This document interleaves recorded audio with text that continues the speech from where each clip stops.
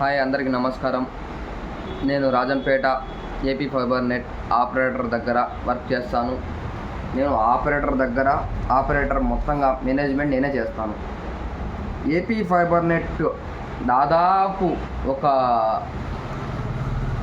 6 సంవత్సరాల నుంచి దీంట్లో లాభాలు పొందినట్లు ఆపరేటర్లు అయితే ఎక్కడా రుజువు కాదు. ఆపరేటర్ చాలా నష్టాల్లో ఉన్నారు. అది కాక ఏపీ ఫైబర్ నెట్ని నడుపుతూ ఉండి వాళ్ళు BP, sugar, heart attack etcetera కూడా తెచ్చుకుంటున్నారు. ఒక సమస్య పోతే ఇంకో సమస్య సృష్టిస్తున్నారు.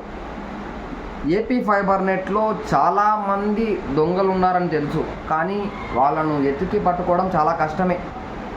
కానీ honourable chief minister Shri Nara Chandrababu Naidu గారు, మా సార్, నేను ముద్దుగా పెద్ద ఆయన అంటాను, మా పెద్ద ఆయన ఎందుకు ఏపీ ఫైబర్ నెట్ గురించి పట్టించుకోవడం లేదో, అలాగే మా అన్న నారా లోకేష్ గారు ఎందుకు ఫైబర్ నెట్ గురించి పట్టించుకోవడం లేదో మాకైతే ఇప్పటికీ తెలియని ఒక ప్రశ్నలాగా మారిపోయింది.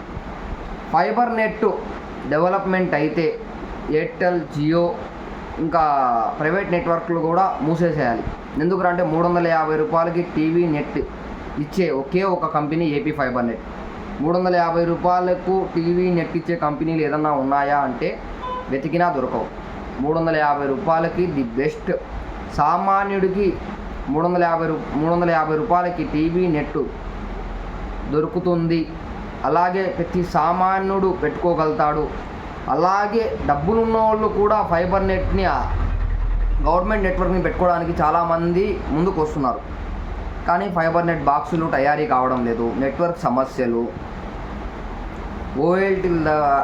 ఓఎల్టీలు అయితే ఎక్స్పైర్ అయిపోతున్నాయి, దానిని మార్చడం లేదు. మార్కెటింగ్ డిపార్ట్మెంటు, నెట్వర్క్ డిపార్ట్మెంట్ ఎవరూ లేరు.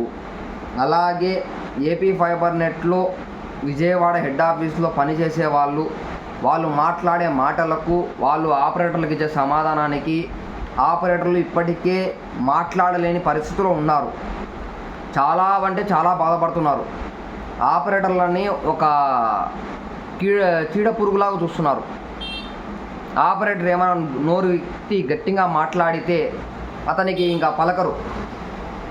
సార్ మాకు పలానా సమస్య అంటే ఓకే, ఫార్వర్డ్ టు టీమ్. ఇది మాత్రం వాళ్ళు నేర్చుకున్నారు. ఫార్వర్డ్ టు టీమ్ అనేది మాత్రం వాళ్ళు నేర్చుకున్నారు. ఓసీసీ డిపార్ట్మెంట్ కాడి నుంచి హై ఆఫీసర్ల వరకు, కింద స్థాయిలో ఉండే వాళ్ళ వరకు మొత్తం ఇదే నేర్చుకున్నారు. ఫైబర్ నెట్లో దాదాపు మార్కెటింగ్ నుంచి, నెట్వర్క్ నుంచి ఎంతోమంది ఉన్నారు. వాళ్ళకు ఫైబర్ నెట్ గురించి అవగాహన ఉందో లేదో కూడా తెలియదు. ఏదన్నా అంటే వాళ్ళు చెప్పే ఆన్సర్కి ఆపరేటర్ కింద నుంచి పైన వరకు వాడే చూసుకోవాలి. వీడికి తెలిసి మాట్లాడతాడా, తెలియకుండా మాట్లాడతాడా నాయనా, వీడితో మళ్ళీ మనం ఏదైనా మాట్లాడితే వీడు రేపు పొద్దున మనకి ఏదైనా హెల్ప్ కావాలంటే చేయడు. ఆపరేటర్ అనే అతను కొన్ని లక్షలు దీని మీద పెట్టుబడి పెట్టి కూడా ఒక అతనికి భయపడతా ఉండాలి. ఫైబర్ నెట్ మొత్తం మేనేజ్మెంట్లో ఎవరు ఉంటారో వాళ్ళందరికీ భయపడతానే ఉండాలి. ఆపరేటర్ బతికేది అయిపోయింది. ఆపరేటర్ దగ్గర పని చేసే వాళ్ళు ఎంతోమంది ఉంటారు. అంటే ఈ ఫైబర్ నెట్ అని కాదు, ఎయిర్టెల్ డిపార్ట్మెంట్లో, జియో డిపార్ట్మెంట్లో అన్ని దాంట్లో ఉంటారు. కానీ ఫైబర్ నెట్ ఆపరేటర్ కింద పనిచేసే వాళ్ళు, వర్కర్లు, అలాగే ఏపీ ఫైబర్ నెట్ మేనేజ్మెంట్ కింద వర్క్ చేసే వర్కర్లు కూడా ఉన్నారు. స్ప్లైసర్లు, హెల్పర్లు ఉన్నారు వాళ్ళు. అలాగే ఏపీ ఫైబర్ నెట్కి సంబంధించి రెంట్కి ఆటోలు ఇచ్చి వాళ్ళు బాధపడుతూ ఏపీ ఫైబర్ నెట్లో పనిచేస్తున్న కొంతమంది వాళ్ళని ఎప్పుడు తీసేస్తామో తెలియని పరిస్థితుల్లో ఉండి ఏపీ ఫైబర్ నెట్ని డెవలప్మెంట్ చేయకుండా ఏపీ ఫైబర్ నెట్ని ఇంకా నడుపుతున్న ఆపరేటర్ల గురించి, ఆపరేటర్ అయితే ఇది ఉంటుందా పోతుందా పక్కన పెట్టేస్తే ఉండే కనెక్షన్ రన్ చేయలేక అతనికి బీపీ, షుగర్ వచ్చేస్తుంది. దగ్గరలో ఉండే ఓఎల్టీ దగ్గర బ్యాటరీలు పనిచేయవు, యూపీఎస్లు పనిచేయవు. అవన్నా బాగా చేస్తున్నాయంటే పైనుంచి నెట్వర్క్ సమస్య.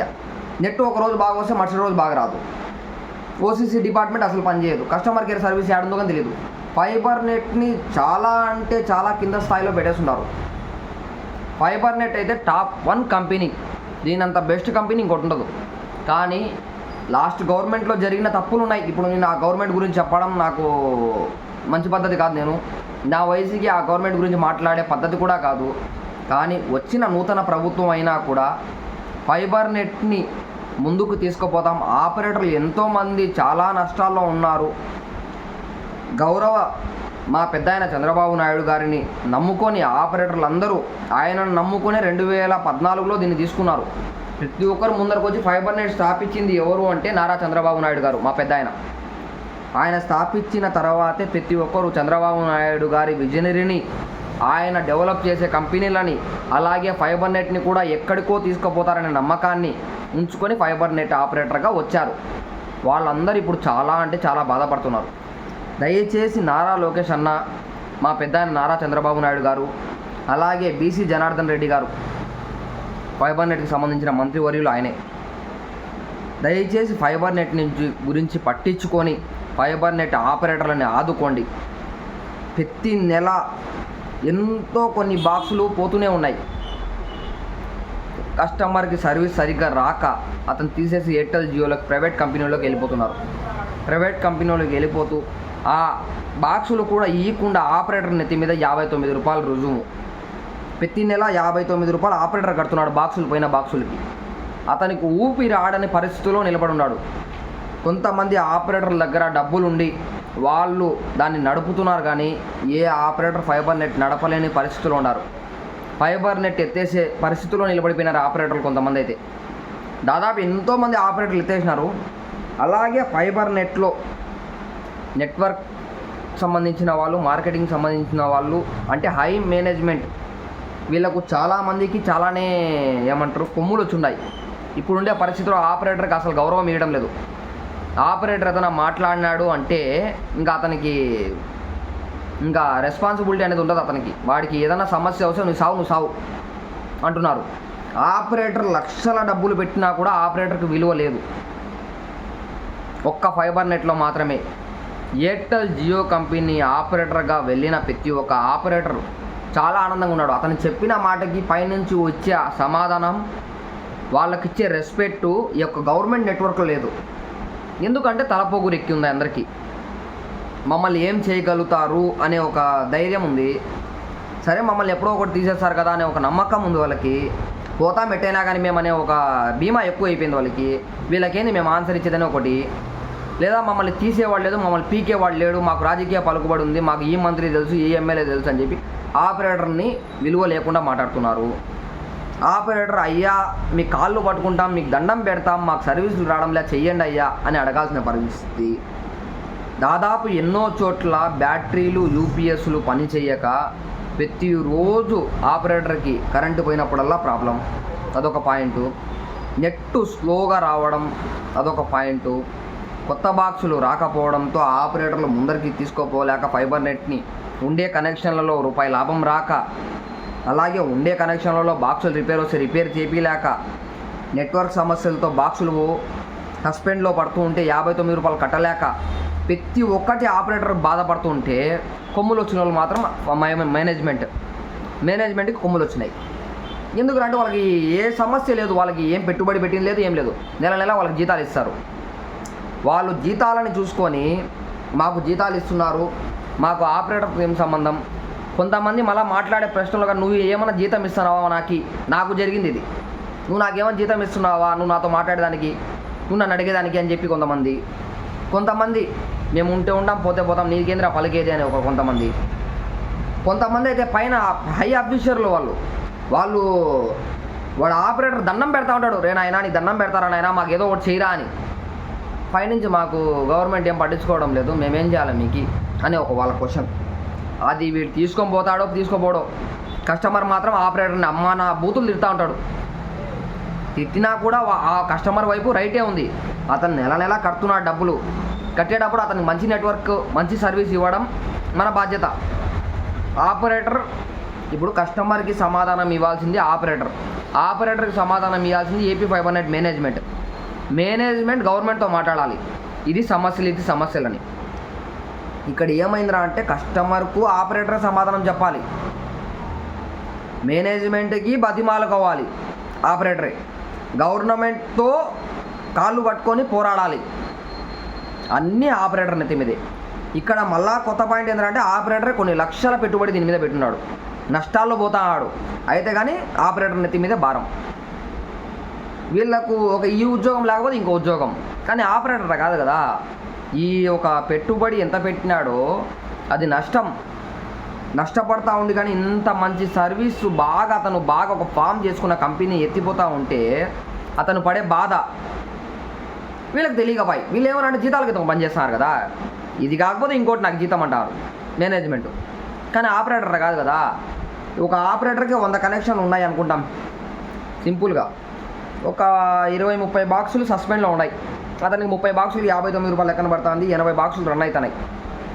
80 కాదు, ఒక 60 బాక్సులు రన్ అవుతున్నాయి. 40 బాక్సులు సస్పెండ్లో ఉన్నాయి. 40 బాక్సులకి నెల 59 రూపాయలు పడుతుంది. 59 రూపాయలు అతను కడుతున్నాడు. అది కట్టే కాకుండా ఈ 60 బాక్సులను రన్ చేస్తున్నాడు నీట్గా. దానికి రిపేర్ లేకుండా కస్టమర్లతో మాట్లాడుకుంటూ నీట్గా నడుస్తున్నాడు. కానీ నెల సమస్యే.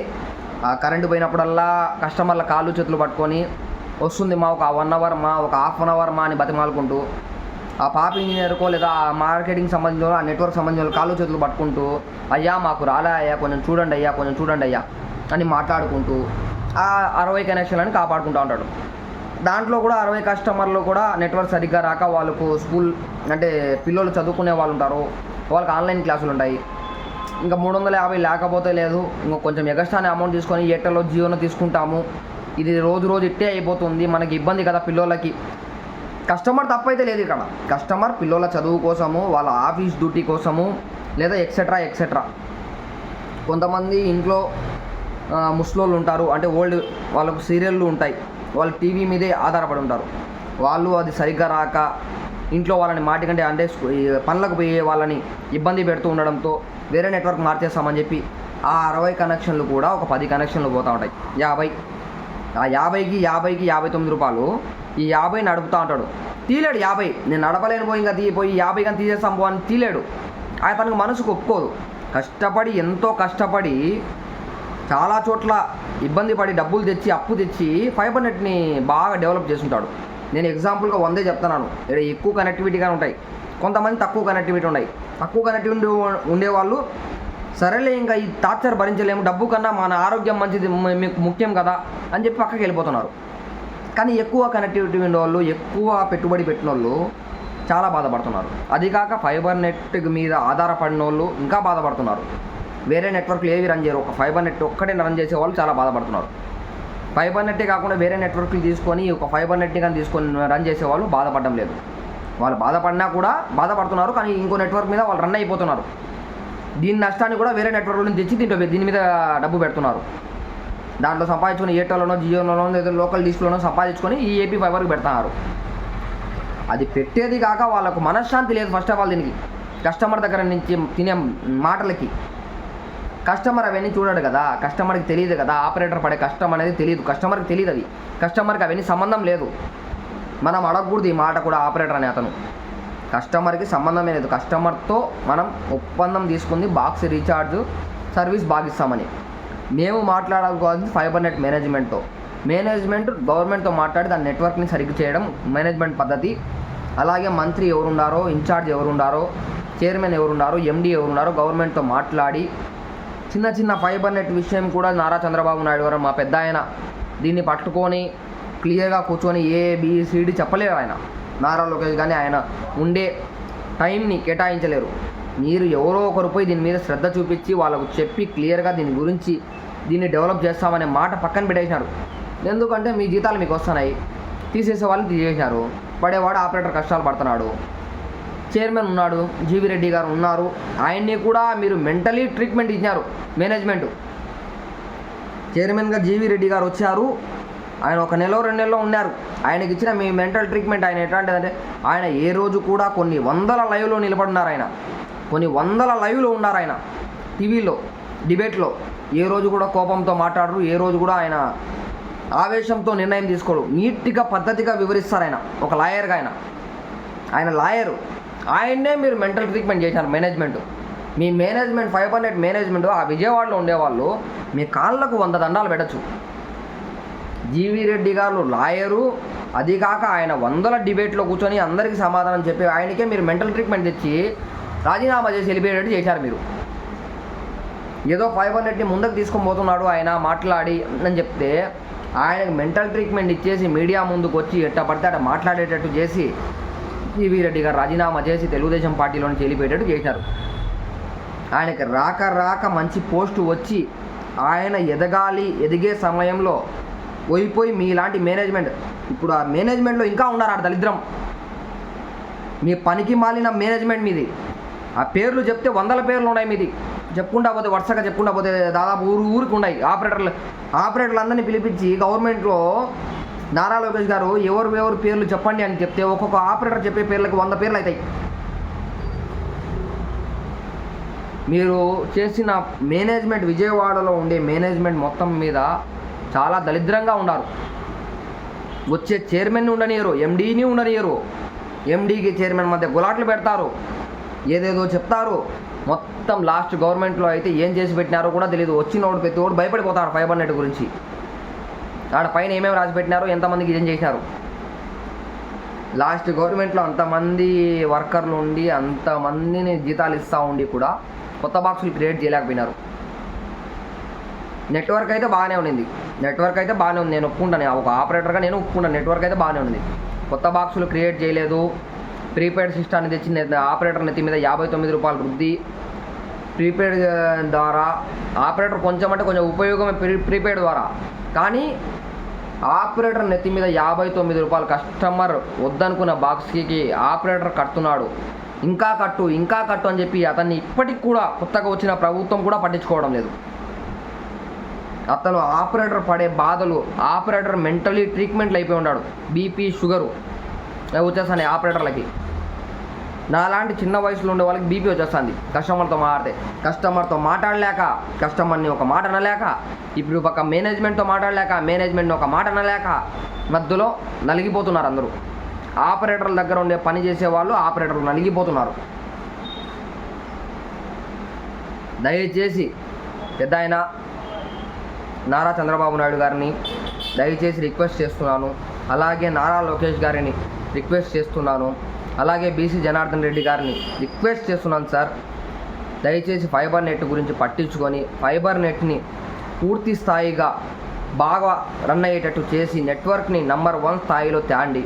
దీనంత మంచి నెట్వర్క్, దీని ద్వారా ఆపరేటర్లు కానీ, గవర్నమెంట్ కానీ, ప్రజలు కానీ చాలా మేలు పొందుతారు. 350 రూపాయలకి సామాన్యులకి ఏ నెట్వర్క్ ఇయ్యరు, 350 రూపాయలకి మన గవర్నమెంట్ ఇవ్వడంతో చాలా ఆనందపడతారు.